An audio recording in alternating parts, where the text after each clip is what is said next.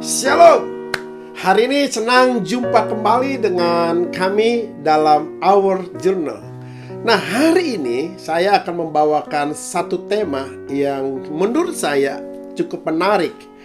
Apa sih temanya? Temanya adalah gini, mempertahankan semangat dan mentalitas dalam hidup. Kenapa kita harus mempertahankan semangat dan mentalitas dalam hidup kita? Karena Bapak Ibu, kita nggak bisa pungkiri loh, bahwa semangat diri seseorang atau mentalitas seseorang itu bisa drop, bisa turun karena situasi sulit yang terjadi hari ini. Karena persoalan-persoalan yang berat yang memang Tuhan izinkan terjadi dalam diri kita, itu kadang-kadang bisa membuat semangat dan mentalitas dalam diri kita menjadi drop, menjadi turun. Nah, itu karenanya kita perlu mempertahankan semangat atau mentalitas dalam hidup kita, dalam segala situasi, dalam segala keadaan. Karena itu Bapak Ibu yang dikasih Tuhan, sebelum kita masuk bagaimana caranya kita mempertahankan semangat dan mentalitas dalam hidup ini, ada sebuah pertanyaan yang cukup menarik menurut saya. Pertanyaannya begini, apa sih yang membuat seseorang bisa tetap bersemangat? Apa sih yang mempengaruhi seseorang bisa tetap bersemangat? Apa sih yang mempengaruhi seseorang tetap memiliki mentalitas yang kuat di dalam dirinya? Nah, yang mempengaruhi semangat kita nggak bisa dipungkiri Bapak Ibu dikasih Tuhan. Yang pertama, kalau target dalam hidup kita tercapai, maka semangat kita akan bergairah.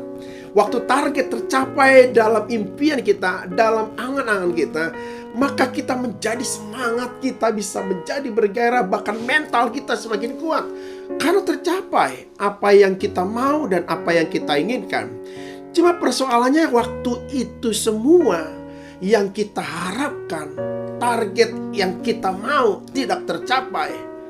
Bagaimana dengan semangat dan mental kita? Dan bagaimana waktu kegagalan terus ada dalam diri kita, bagaimana waktu kesulitan terus menerpa hidup kita, masih tetap semangat dan masih tetap memiliki mental yang kuat nggak dalam diri kita.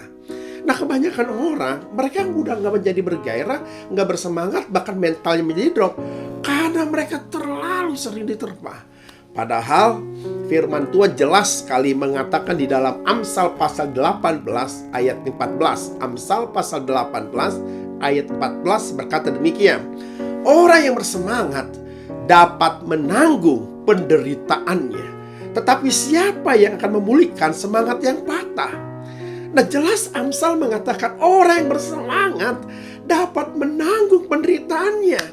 Apapun penderitaan yang kita alami, apapun masalah atau situasi yang sangat sulit kita hadapi hari ini, waktu kita bisa mempertahankan semangat dan mentalitas dalam diri kita, maka kita dapat melalui seluruh kesulitan, melalui penderitaan yang sedang terjadi dalam hidup kita. Maka itu Bapak Ibu dikasih Tuhan, kita itu harus memiliki sikap yang luar biasa, sikap semangat yang luar biasa. Kan orang bersemangat biasanya akan memiliki sikap pantang menyerah. Orang yang semangat biasanya akan memiliki sikap pantang menyerah. Karena itu Bapak Ibu dikasih Tuhan, gimana caranya kita bisa mempertahankan semangat kita atau mentalitas dalam diri kita? Yang pertama tentunya adalah gini, mempertahankan pikiran positif dalam diri kita. Keadaan Pak boleh membuat kita kacau, keadaan boleh membuat seisi dunia mungkin semakin kacau, tapi pikiran kita jangan sampai kacau. Kenapa? Karena pikiran picik, kalau pikiran kita kacau, itu akan membuat segala sesuatu menjadi sempit dan menjadi kecil. Tapi kalau pikiran kita sangat positif, itu akan membuat kita tetap menjadi bergairah, bersemangat, dan memiliki mentalitas yang sangat kuat. Ada satu kalimat yang menarik yang saya coba buat Bapak Ibu. Kalimat ini berkata begini, manusia bukanlah tawanan nasib, melainkan tawanan dari pikirannya sendiri. Jadi setiap kita nih manusia ini bukan tawanan dari nasib. Kalau udah ya begini, tidak. Tapi semua tergantung dari pikiran kita sendiri. Maka mulailah terus mempertahankan pikiran positif dalam situasi atau kondisi yang mungkin tidak mengenakan, yang tidak kita inginkan, tetap pertahankan semangat kita bahwa Tuhan pasti akan menolong kita. Yang kedua, bagaimana kita bisa mempertahankan semangat atau mentalitas dalam diri kita supaya kita bisa tetap kuat dalam jalan hidup ini? Maka yakinkanlah dirimu bahwa Tuhan tidak pernah meninggalkan kita.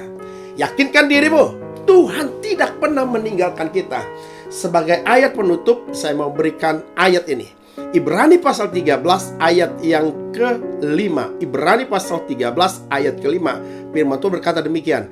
Janganlah kamu menjadi hamba uang, dan cukupkanlah dirimu dengan apa yang ada padamu. Dan garis bawahi firman Tuhan ini. Karena Allah telah berfirman, aku sekali-kali tidak akan membiarkan engkau, dan aku sekali-kali tidak akan meninggalkan engkau.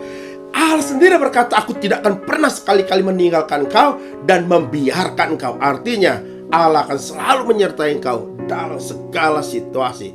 Tetap bersemangat, miliki mentalitas yang kuat, karena Tuhan menyertai hidupmu. Shalom. Tuhan Yesus memberkati.